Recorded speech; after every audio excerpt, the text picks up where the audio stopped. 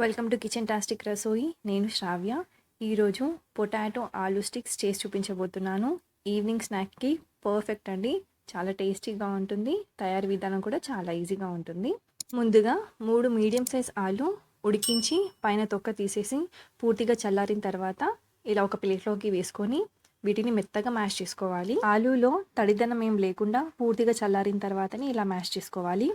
ఇలా మెత్తగా మ్యాష్ చేసుకున్న తర్వాత ఇందులోకి రుచికి సరిపడా సాల్ట్, 1 టీ స్పూన్ మిరియాల పొడి, 1 టీ స్పూన్ ధనియా powder, 1 teaspoon chilli flakes, పావు టీ స్పూన్ పసుపు, 1 టీ స్పూన్ అల్లం వెల్లుల్లి పేస్ట్, పావు కప్పు సన్నగా చాప్ చేసుకున్న కొత్తిమీర వేసుకొని ఇందులోనే 2 టేబుల్ స్పూన్లు కార్న్ఫ్లోర్ కూడా వేసుకొని ఇక్కడ నేను రూమ్ టెంపరేచర్లో ఉన్న చీజ్ క్యూబ్స్ వేసుకుంటున్నాను.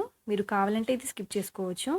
ఇవన్నీ వేసుకున్న తర్వాత వీటిని ఆలూకి పట్టేలాగా మెత్తగా మ్యాష్ చేసుకుంటూ కలుపుకోవాలి. ఇందులో వాటర్ పోయాల్సిన అవసరం లేదు.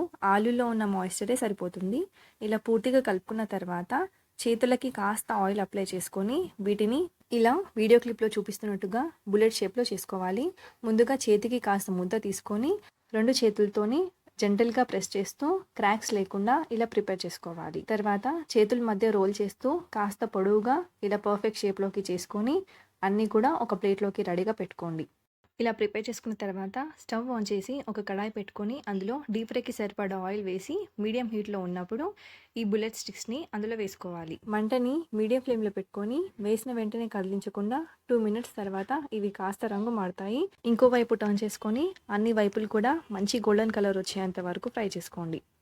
2 మినిట్స్ తర్వాత ఇవి ఇలా ఫ్రై అవుతాయి. వెంటనే తీసేసి టిష్యూ పేపర్లోకి ట్రాన్స్ఫర్ చేసుకుంటే వేడిగా ఆలూ స్టిక్స్ రెడీ అయిపోయాయి. వేడిగా ఉన్నప్పుడు తింటే పైన లేయర్ క్రిస్పీగా ఉండి చాలా టేస్టీగా ఉంటుంది. డెఫినెట్గా ట్రై చేయండి. ఇలాంటి మరెన్నో రెసిపీస్ కోసం ప్లీజ్ మన ఛానల్ని సబ్స్క్రైబ్ చేసుకోండి. Thank you for watching.